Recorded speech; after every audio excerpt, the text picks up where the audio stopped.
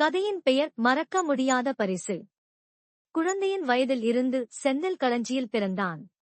பரம்பரை முறைப்படி அவன் தனது வாழ்க்கையை உழைப்பில் செலவிடி வருகிறார்.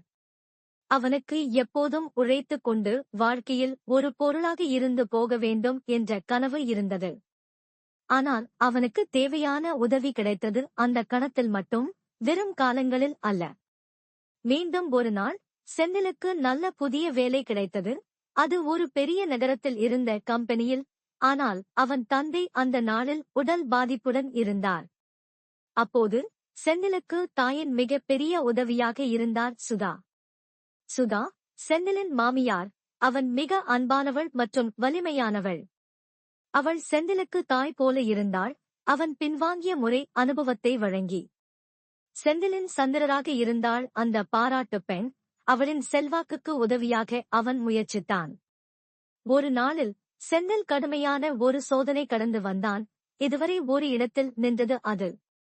அப்போது அவன் மனதில் அது ஓர் சிறிய திரும்ப முடிவுக்காக முயற்சி கண்டதுதான். அங்கு அவரின் வாழ்விலான முக்கியமான உத்தியோகபூர்வ மாற்றம் பொறுத்துவிட்டது.